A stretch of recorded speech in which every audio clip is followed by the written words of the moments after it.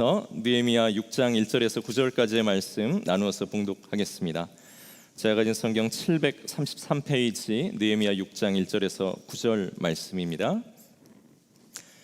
산발락과 도비아와 아라비아 사람 게셈과 그 나머지 우리의 원수들이 내가 성벽을 건축하여 허물어진 틈을 남기지 아니하였다 함을 들었는데 그때는 내가 아직 성문에 문짝을 달지 못한 때였더라. 산발락과 게셈이 내게 사람을 보내어 이르기를 오라 우리가 오노평지 한 촌에서 서로 만나자 하니 실상은 나를 해하고자 함이었더라. 내가 곧 그들에게 사자들을 보내어 이르기를 내가 이제 큰 역사를 하니 내려가지 못하겠노라. 어찌하여 역사를 중지하게 하고 너희에게로 내려가겠느냐 하매 그들이 4번이나 이같이 내게 사람을 보내되 나는 꼭 같이 대답하였더니 산발랏이 5번째는 그 종자들의 손에 봉하지 않은 편지를 들려 내게 보냈는데 그 글에 이르기를 이방 중에도 소문이 있고 가스무도 말하기를 너와 유다 사람들이 모반하려 하여 성벽을 건축한다 하나니 네가 그 말과 같이 왕이 되려 하는도다. 또 내가 선지자를 세워 예루살렘에서 너를 들어 선전하기를 유다의 왕이 있다 하게 하였으니 지금 이 말이 왕에게 들릴지라. 그런즉 너는 이제 오라 함께 의논하자 하였기로 내가 사람을 보내어 그에게 이르기를 네가 말한 바 이런 일은 없는 일이요 네 마음에서 지어낸 것이라 하였나니. 함께 읽겠습니다. 이는 그들이 다 우리를 두렵게 하고자 하여 말하기를 그들의 손이 피곤하여 역사를 중지하고 이루지 못하리라 함이라. 이제 내 손을 힘있게 하옵소서 하였노라. 아멘. 네, 자리에 앉으시겠습니다. 자, 느헤미야 시리즈 더 펠로우십 6번째입니다. 오늘 말씀의 제목은 흔들리지 않는 것이 믿음의 실력. 흔들리지 않는 것이 믿음의 실력이라는 제목으로 여러분들과 함께 말씀을 나누고자 합니다.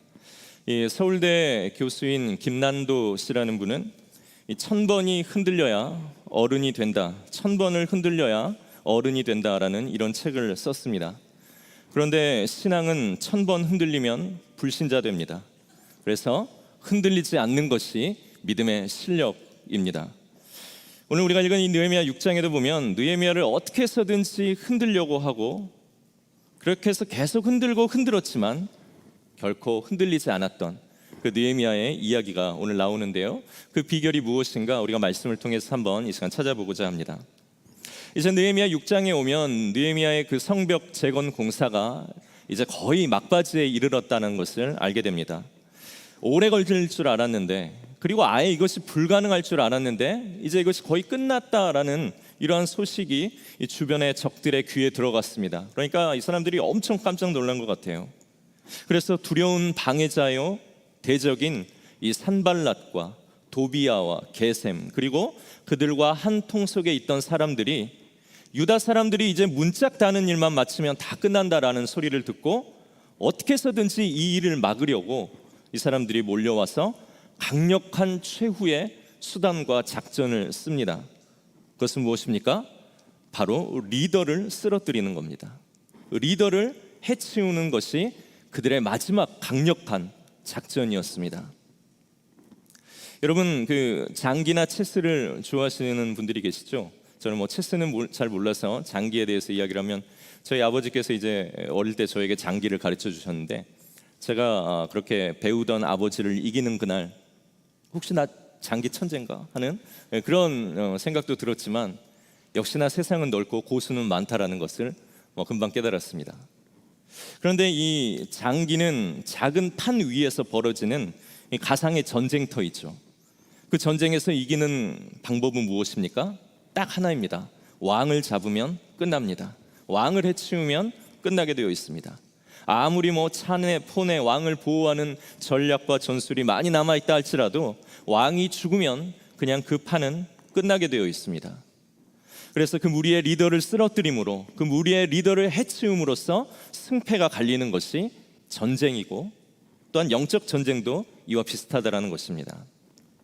노량해전에서 이순신 장군이 일본군을 추격하다가 그들이 쏜 총탄에 맞아서 죽어가게 되었죠. 그때 내린 명령이 무엇입니까? 싸움이 급하니 나의 죽음을 적에게 알리지 말라라고 그렇게 이야기했습니다.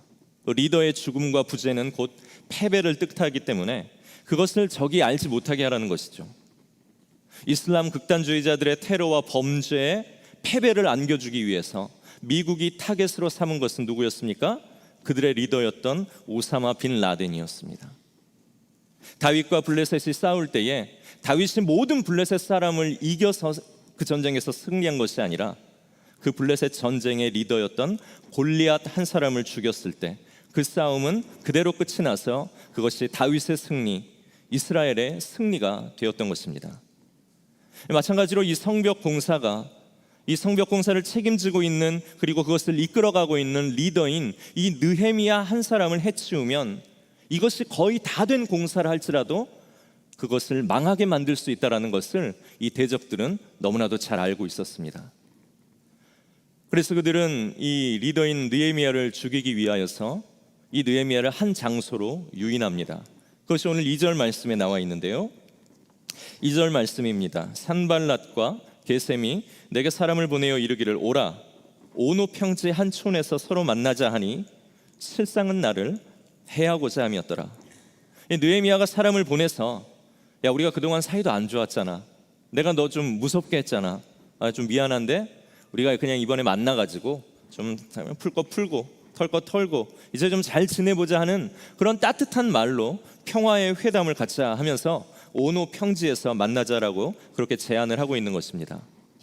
이 오노 평지는 지금 현재 어느 지역인지 정확하게 알 수는 없지만 이 성경의 학자들은 지금 느헤미야와 유다의 사람들이 살고 있었던 이 예루살렘 성에서 북서쪽으로 약 30마일 정도 떨어진 지역일 것이다 라고 그렇게 보고 있습니다.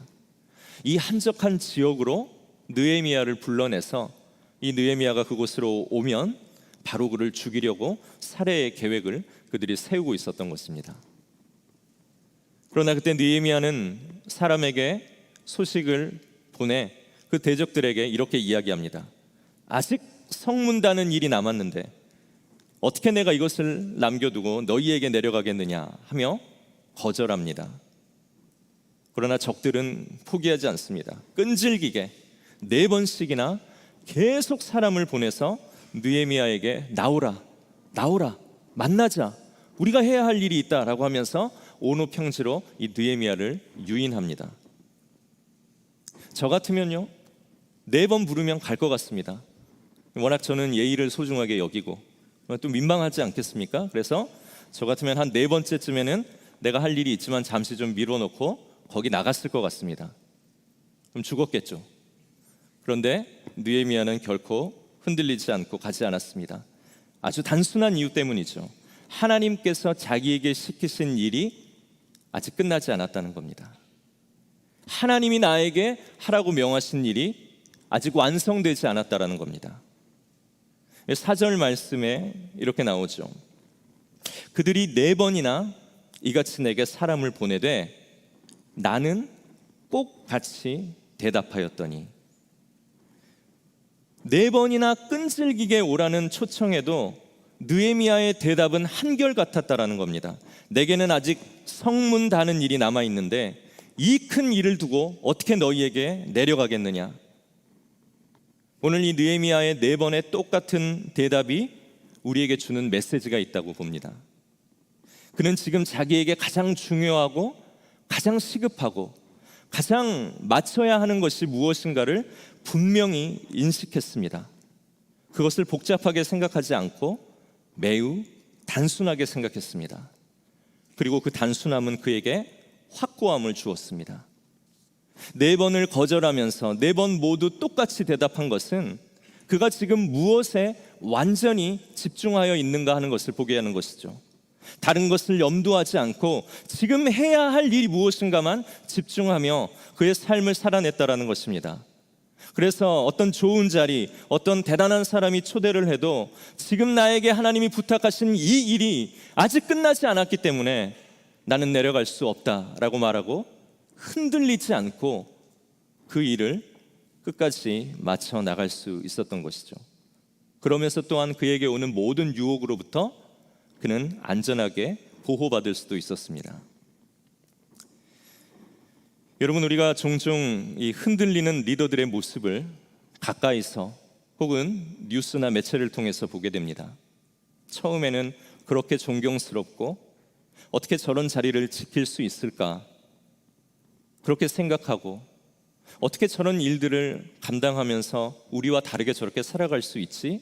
라고 그렇게 여겼는데 어느 순간 그분이 그 자리에 이탈하고 다른 사람이 되어 있는 것을 우리는 볼 때가 종종 있습니다. 그런 흔들리는 리더들을 볼 때 참 안타깝죠.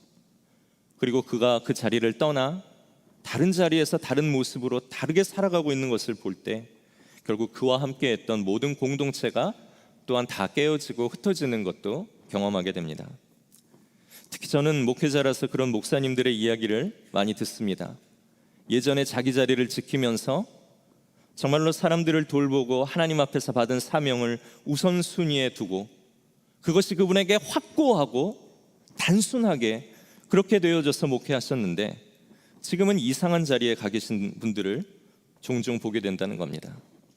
저 자리에 계시면 안 될 것 같은데 하는 그러한 분들도 보는 경우들이 있습니다. 무슨 양력이 그렇게 대단하고 다양한지, 어떻게 그렇게 화려한 일들을 저 자리에서 다 해내실 수 있는지, 이 느헤미야처럼 단순함과 그 단순함이 주는 확고함이 없으면 이 자리 저 자리, 이 사람 저 사람이 부르는 그 온호 평지를 헤매면서 어떤 일에 부름 받았는지도 잊어버리고 결국 하나님과의 펠로우십도 놓치고 하나님이 그들에게 맡겨주신 사람들과의 펠로우십도 놓치면서 결국 하나님에 대한 믿음이 흐릿해지는 것을 보게 되는 경우가 있다는 것입니다. 그것이 저라고 다르고 또 여러분들이라고 다르겠습니까?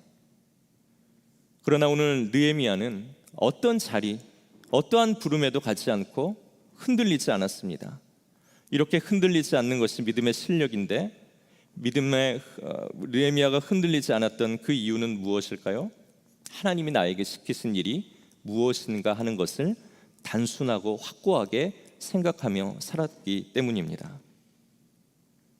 이것도 해보고 저것도 해보고 이 방법도 써보고 저 방법도 써보고 좀 정직하지 못해도 이렇게 해도 득이 되고 저렇게 살아도 좋지 않냐라는 수많은 온호 평지에서 부르는 우리들에 대한 유혹이 있지만 우리는 하나님의 사람으로 내가 오늘 해야 할 일이 무엇이고 내가 걸어야 할 길이 어느 곳이고 내가 어떠한 것들을 거절할 줄 알아야 하는가, 이 단순함이 여러분들에게 확고함을 주고 이 확고함이 우리로 하여금 하나님의 길을 걸어 나가면서 다른 유혹으로부터 우리를 안전하게 지키시는 하나님의 말씀 안에서의 자유함, 그 자유함의 보호, 그 보호를 통해 우리가 하나님을 믿음으로써 무엇이 다른가 하는 그러한 삶들을 보여줄 수 있는 구원받는 하나님의 백성, 그런 교회의 삶이 된다라는 것입니다. 우리도 마찬가지이죠. 여러분, 누가 우리의 가정의 리더입니까? 아버지가 리더입니까? 어머니가 리더입니까? 아닙니다. 그 가정에서 신앙을 가진 사람들이 그 가정의 리더입니다.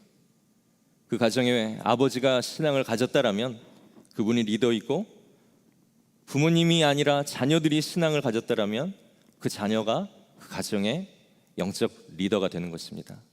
물론 그렇다고 오늘부터 가서 내가 리더야 라고 하면서 남편에게 막 이야기하시고 그러면 가정에 큰 분란이 일어납니다. 우리가 조직과 질서를 따르지만 누가 직장의 리더입니까? 신앙을 가진 사람이 리더입니다. 이것도 옳고 저것도 옳고 남자도 있고 여자도 있고 모도 있고 중성도 있고 자기 소견에 옳은 대로 살아가는 이 혼란한 세상 속에서 정말 누가 리더입니까?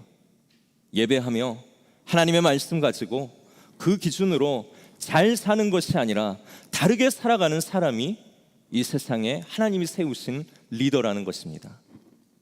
그래서 오늘 예배하는 이 자리에 모인 우리 모두는 이 땅에 리더의 역할을 감당해야 하는 사람들로 하나님이 부르신 것입니다. 세상의 기준으로 보면 어떻게 우리가 리더가 될 수 있습니까? 우리는 여전히 변두리에 있고 약하고 가난하고 잘나지 못하고 아프지만 내가 하나님을 알고 하나님의 말씀을 가졌고, 그래서 우리를 망치게 하는 사탄의 시험과 유혹에 우리가 벽을 세우고 성문을 달면서 우리와 우리의 자녀와 우리의 가정과 나와 함께 일하는 사람들과 함께 신앙생활하는 우리 교인들의 영혼을 안전하게 지킬 수 있기 때문에 하나님의 말씀 갖고 하나님을 알고 그분의 길에서 떠나지 않는 우리가 하나님이 세우신 이 땅의 리더가 된다라는 것을 우리는 믿고 확신해야 됩니다. 그래야 느헤미야의 말씀이 나와 상관없는 말씀이 되지 않고, 그래야 느헤미야에게 주신 리더를 향한 하나님의 마음이 곧 우리에게 주신 하나님의 마음이 될 수 있는 것입니다. 그래서 우리는 리더입니다. 살리는 리더, 세우는 리더, 섬기는 리더, 십자가의 약함으로 강력한 영원의 소망을 가진 리더. 그래서 이 세상 가운데서 하나님의 말씀 붙들고 어떻게 살아가야 하는가를 이 세상의 사람들에게 보여줄 수 있는 그런 리더로 오늘 우리를 부르셨기 때문에 오늘 우리가 해야 할 대답은 무엇입니까? 아직 내가 천국 가기 전까지, 하나님 만나기 전까지 내가 주께서 나에게 맡기신 이 일이 아직 나에게 끝나지 않았기 때문에 나는 죄악의 길로 갈 수 없고, 나는 세상의 유혹에 쾌락과 즐거움이 부르는 그 자리로 갈 수 없고, 나는 여전히 이 자리에서 하나님이 나에게 원하시는 그 길을 가야 한다라고 이야기하며, 오늘 우리는 주께서 맡기신 일들을 이 세상 가운데서 해나가며 그분 보기에 합당하고 아름다운 삶을 살아가야 하지 않겠습니까? 오늘 우리는 우리 자녀들에게 이런 리더입니다. 오늘 우리는 우리 직장에서 같이 일하는 사람들에게 이러한 삶을 보여주는 리더인 것입니다. 그런데 내가 이 중요한 일을 마치는 것이 내 인생에 부여된 단순한 사명이라는 것을 알지 못하면, 그 사명으로 확고해지지 못하면 늘 흔들리게 되어 있습니다. 산발락과 도비야, 게셈, 그런 우리의 대적들이 우리를 계속 오노평지로 불러냅니다. 예수 믿지만 좋은 게 좋은 거지, 예수도 믿지만 세상에서 빛나게 안 살 거야? 빛나게도 살아봐야지. 믿음만 급해?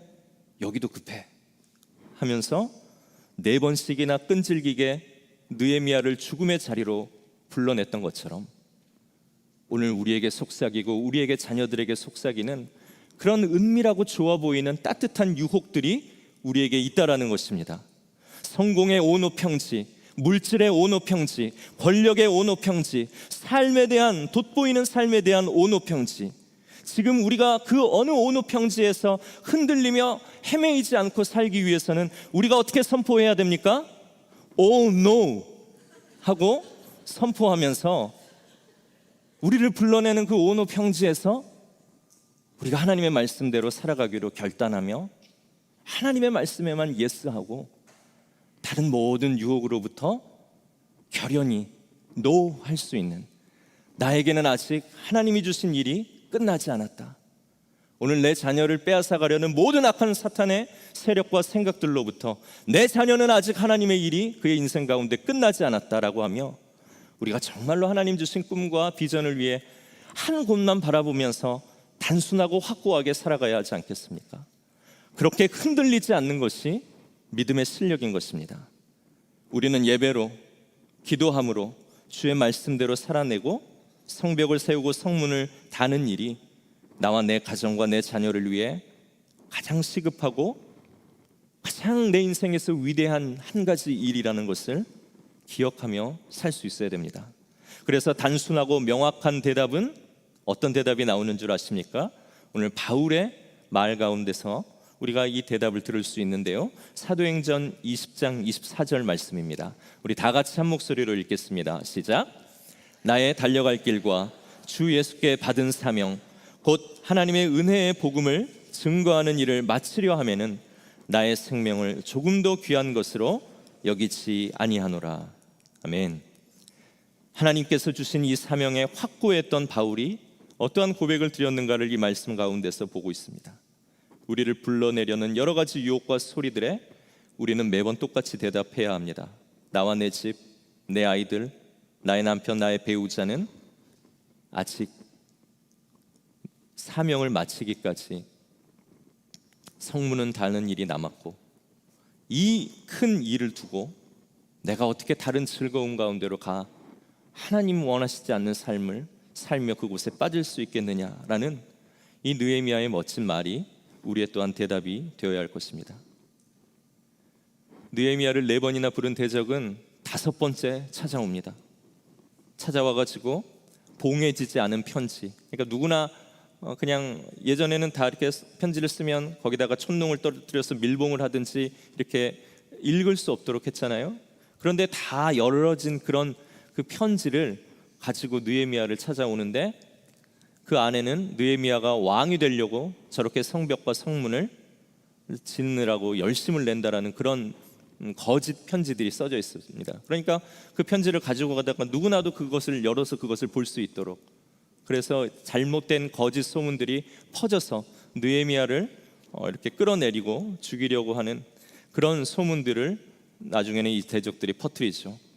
그리고 그것도 안 되니까 이제는 유다 안에 있는 제사장과 결탁을 해서 제사장이 느헤미야에게 적들이 너를 죽이러 올지 모르니까 성전에 숨어 있어야 된다라는 이런 거짓 하나님의 말을 주면서 느헤미야를 성전에서 또한 죽이려 했지만, 느헤미야는 결코 자기 자리에서 흔들림 없이 다른 곳에 가지 않았습니다.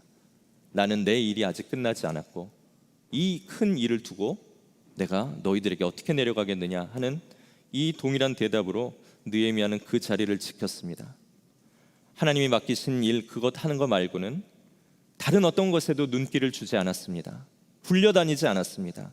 그래서 적들의 계획은 결국 수포로 돌아가고 그는 52일이라는 아주 이 짧은 기간 안에 놀랍게도 이 모든 일을 완전히 완공하게 됩니다. 그래서 그를 죽이려고 했던 수많은 적들도 나중에는 이 모든 일들이 완성된 후에 이 일이 하나님이 하신 일로 이루어졌구나라는 것을 인정할 수밖에 없게 되는 그런 놀라운 또 일들과 결과들이 생기게 됩니다. 여러분, 하나님의 기준에서 떠나지 마십시다. 그분의 말씀과 명령에서 벗어나지 않기로 이번 한 주 결단하십시다. 그분이 하라고 하시는 것에 관심을 가지고 그렇게 살아가면서 우리 인생의 모든 누수를 막는 그런 우리 인생이 되어야 하지 않겠습니까? 그러면 우리 인생은 흔들리지 않는 믿음을 가지고 살아갈 수 있게 됩니다. 그런데 오늘 말씀의 제목이 흔들리지 않는 것이 믿음의 실력이라고 했는데, 우리 힘으로 믿음이 흔들리지 않게 할 수는 없습니다. 사실 이 제목 가운데도 어폐가 있죠. 그렇기 때문에 어떻습니까? 성령의 도우심이 늘 필요합니다. 성령 하나님, 내가 무언가를 결정하고 누군가 나를 유혹할 때 내가 외우고 알았던 하나님의 말씀이 들려와 나로 하여금 유혹에 빠지지 않고 잘못된 결단 내리지 않도록 나를 도와주세요. 위대하신 하나님, 그분만을 바라보고 찾는 내가 되게 해주세요. 이 성령의 도우심과 우리의 결단이 함께 있을 때, 그때 우리가 또한 더 흔들리지 않는 믿음의 사람 될 것입니다. 네, 마지막으로 한 가지 이야기만 드리고 오늘 말씀을 정리하려고 합니다.